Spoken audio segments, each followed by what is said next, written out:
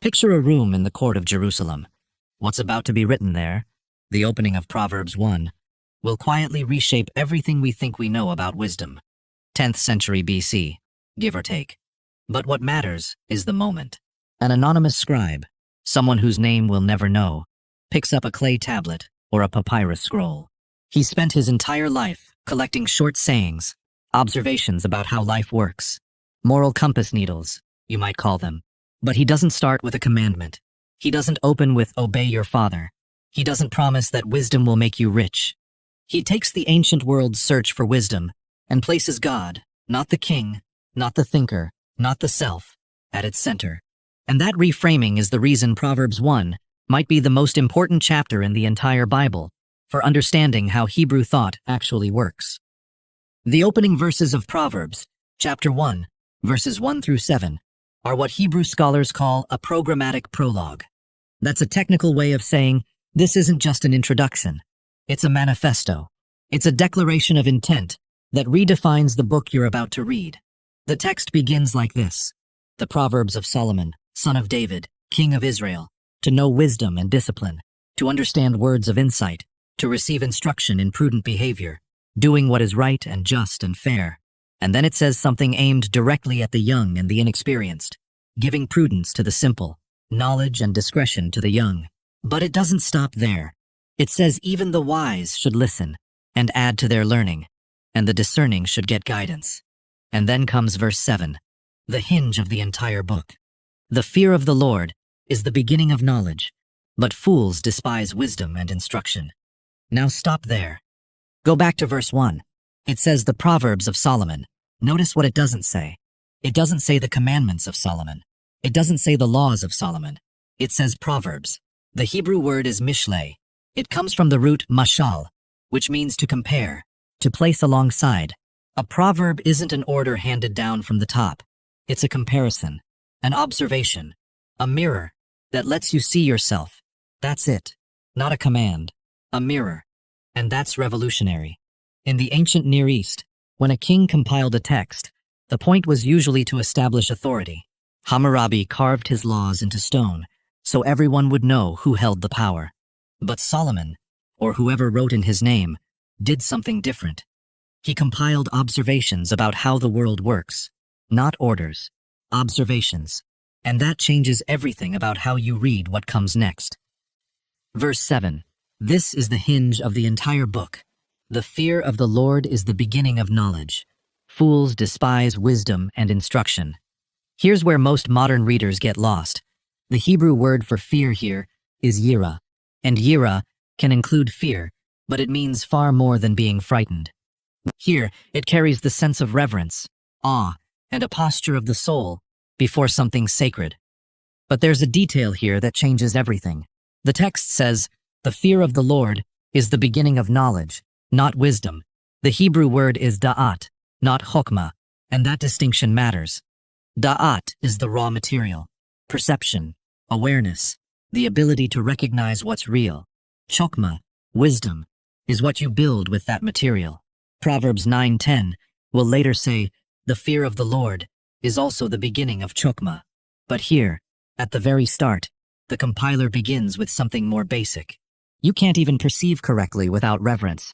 The data itself is distorted without it. The text says yirah is the beginning, the reshit, of that knowledge. And reshit can mean beginning. But here it carries something heavier. It points to the foundation, the ground on which everything else is built. Think of a building. Wisdom is the whole structure, walls, rooms, and roof. But yirah, that reverential awe of God, isn't just the first brick you lay. It's the ground itself. It's what makes the building possible. Without it, everything else eventually collapses. That's not a metaphor the text uses lightly. It's the entire architecture. And here's where the text draws a line with surgical precision between two things that are easy to confuse. There's technical wisdom, in Hebrew, chokmah.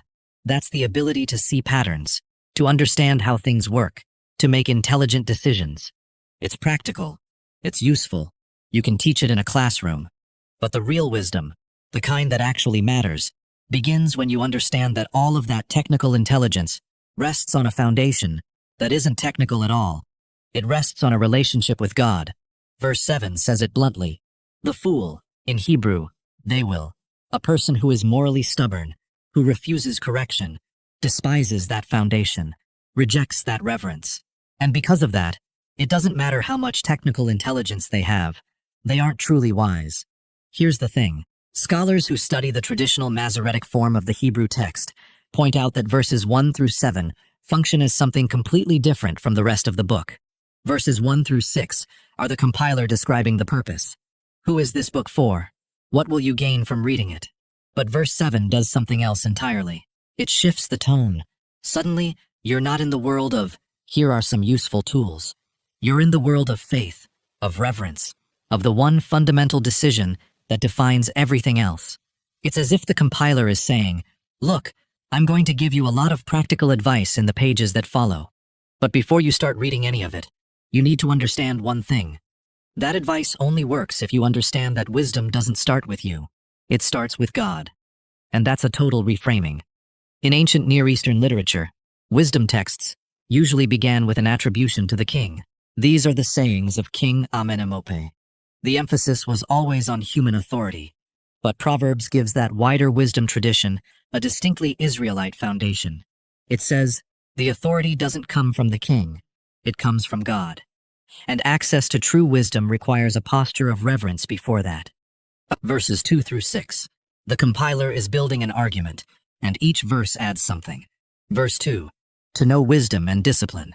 The Hebrew word for discipline is musar, and musar isn't merely punishment. It's formation, instruction, correction, the willingness to be shaped, to learn from what went wrong. Verse 3 expands the circle, not just wisdom, but justice, righteousness, equity. The compiler is saying that if you read this book, you won't just learn to make smart decisions, you'll learn to make moral ones. Verse 4. To give prudence to the simple. The Hebrew word for simple is petayim. It doesn't mean stupid. It means open, inexperienced, vulnerable. The compiler is saying this book is especially for people who don't yet have defenses against the world. It will teach you to see traps before you fall into them. And then comes the turn. Verse 5. Let the wise listen and add to their learning, and let the discerning get guidance. The compiler isn't saying this book is just for beginners. He's saying even if you're already wise, this book will make you wiser. Even if you're already sharp, you'll learn new skills here. That's a bold claim. It's like saying this book has no expiration date. It works for everyone. Verse 6. For understanding proverbs and parables, the sayings of the wise and their riddles. He's telling you that proverbs are enigmas. They aren't direct answers. They're questions in disguise. And if you learn to read them correctly, you'll see patterns that other people walk right past. But then verse 7 arrives, and the tone changes completely. The fear of the Lord is the beginning of knowledge. Fools despise wisdom and instruction. Notice the structure. 2 halves. The first is a positive statement. The fear of God is the foundation. The second is a negative warning. Fools reject that foundation. And here's where the text begins to reveal something that runs through the entire rest of the book. The rejection of wisdom isn't an intellectual error. It's a moral decision. It's an act of rebellion. In Proverbs, this word for fool appears again and again, and always with the same characteristic.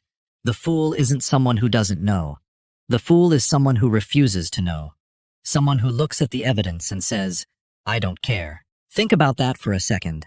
The distinction isn't between smart and dumb. It's between open and closed. Why does any of this matter beyond Proverbs? Because chapter 1 establishes an intellectual architecture that shows up everywhere. In Genesis, the tree of knowledge isn't a tree of ignorance. It's a tree of wisdom.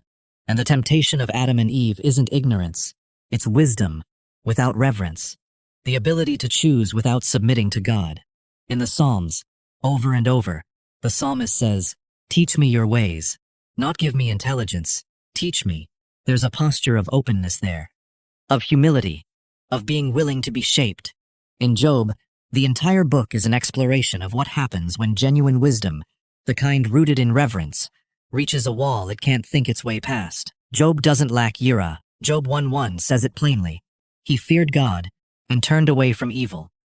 But his intelligence can't explain what's happening to him, and the book forces a question that Proverbs 1 sets up. Is there a wisdom beyond the one you can reason your way to? In Deuteronomy, Moses lays the choice bare. I set before you today life and death, blessing and curse. Choose life. That's the same architecture. You have the capacity to choose, but only one choice is wise, and it requires submitting to God. And when you get to the New Testament, Jesus often teaches in parables, comparisons and stories that require openness rather than mere intelligence.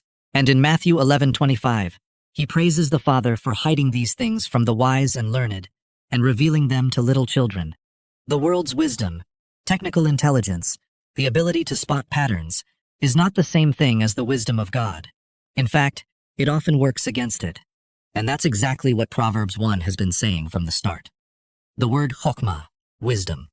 Chokmah comes from a root that means to be skilled, to have expertise. In the Old Testament, it's used to describe the craftsmen who built the tabernacle. It's used to describe the magicians of Egypt. It's used to describe someone who knows how to do something well. But chokmah by itself isn't moral. An Egyptian magician can have chokmah. A con artist can have chokmah. Someone who is an expert in deception can have chokmah. What transforms chokmah from a mere skill into a moral virtue is that it's rooted in yirah, in that reverential awe of God. When we read Proverbs, we see practical advice about money, relationships, and work. And those tips are useful, but they aren't the point. The point is that those tips only work if you're applying them from a posture of humility before God. That's why verse 7 isn't an afterthought. It's the key that unlocks everything else. When was Proverbs compiled? Scholars debate this. Some place it in Solomon's time, the 10th century BC. Others say much later, during the Second Temple period, maybe the 4th or 3rd century BC. But here's what we know regardless of the date. Whoever brought these materials together was participating in a much larger ancient conversation about what it meant to live wisely. Across the ancient Near East, during the first millennium BC, there was what scholars call the wisdom movement. Thinkers in Babylon, in Egypt, in Syria, were producing texts about how to live well, how to understand the world, how to make good decisions. And some of those texts were secular. They didn't invoke the gods at all. They just talked about how the world works. The compiler of Proverbs was in conversation with that tradition, but he was saying something fundamentally different. He was saying, yes, there's a practical wisdom. Yes, there are patterns in how the world operates. But that wisdom only holds together if it's rooted in a relationship with God. One distinction worth sitting with: the difference between yirah and ordinary fear. Hebrew can also use words like pachad for dread or terror, the kind of fear you feel when you see a lion. That's a survival response. Yirah often carries a broader sense. It's what you feel when you're standing in the presence of something greater than you, more powerful than you, wiser than you, and you recognize it. When Abraham stands before God in Genesis 22, the text says he had yirah. He wasn't running, he wasn't screaming, he was standing in total reverence. When the psalmist says in Psalm 111, the fear of the Lord is the beginning of wisdom, he's saying the same thing Proverbs 1 says. True wisdom begins when you recognize there is something bigger than you, and that runs against everything the modern world teaches. Every self-help book on the shelf says trust yourself, believe in your own reasoning, but Proverbs 1 says something else. Be confident, yes, but let that confidence be rooted in a relationship with God, not in yourself. Go back to the fool. The fool isn't someone who lacks access to wisdom. That's what makes it so uncomfortable. The fool has access. He just rejects it. He sees it and says, I don't care. And in Proverbs, that rejection plays out in completely predictable ways. The fool speaks without thinking and causes conflict. The fool rejects the counsel of his parents and suffers for it. The fool is lazy and ends up in poverty. The fool is arrogant and falls into ruin. But here's the part that stops most people cold. Proverbs often present these outcomes not merely as external punishment, but as consequences woven into the moral structure of reality. It's saying, look, this is how the world works. If you act this way, this is what follows, because that's how reality is built. And that's what sets Proverbs apart from other books in the Old Testament. Proverbs isn't primarily talking about God's law. It's talking about God's wisdom. And God's wisdom is written into the structure of reality itself. If you understand this, If you understand that Proverbs 1 is a prologue, establishing an intellectual architecture, then everything that comes after makes sense. Chapters 2 through 9 are extended speeches. A father talking to a son, saying, "Here are the traps. Here are the people who want to deceive you. Here are the roads that look good but lead to ruin. Learn to see them. And the reason you can learn to see them is that you have access to God's wisdom. You have access to a way of seeing the world that is clearer than the way fools see it." Then chapters 10 through 29 are hundreds of short proverbs, one line, one comparison, one pattern. Each one saying the same thing. Look at how the world works. And chapters 30 and 31, the sayings of Agur and Lemuel, different voices, different angles, but all pointing at the same reality. There's a pattern, there's a wisdom, and if you learn to see it, you can live well. But none of that means anything without the prologue, without understanding that wisdom doesn't begin with you. It begins with God. The word musar, discipline. Musar isn't merely punishment, it's formation. It's what happens when someone wiser than you corrects you, and you're willing to listen. The opposite of arrogance. The opposite of a closed mind. It means think, but think from a posture of humility. The Hebrew word for despise in verse 7 is baz.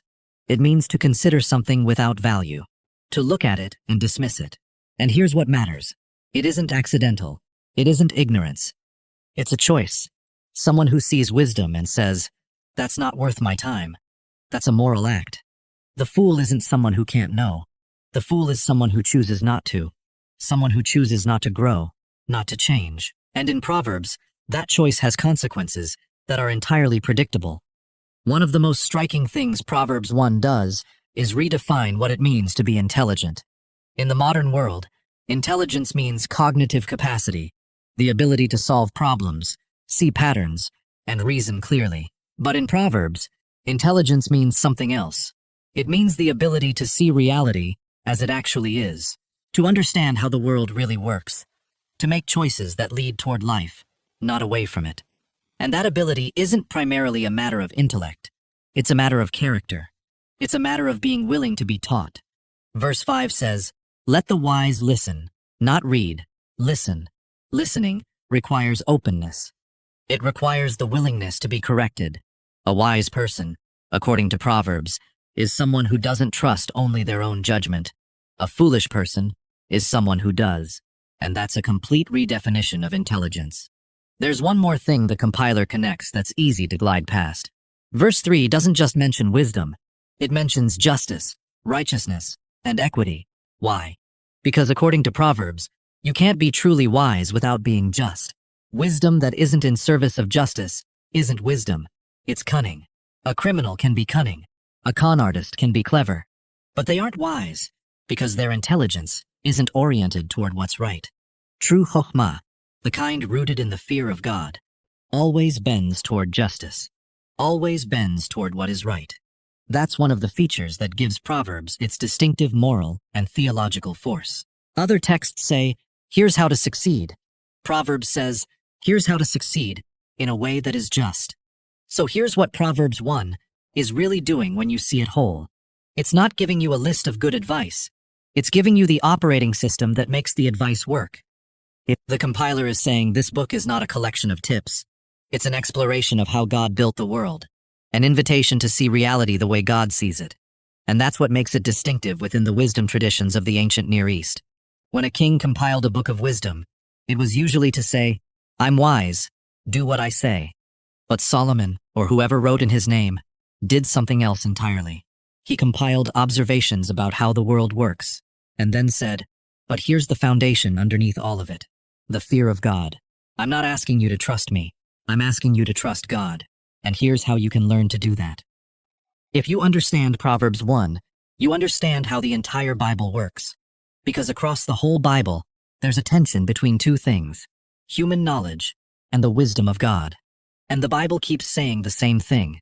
Human knowledge is useful, but it isn't enough. You have to submit it to the wisdom of God. In Genesis, Adam and Eve have the knowledge of good and evil, but they don't have the wisdom to use it, and that's what ruins them.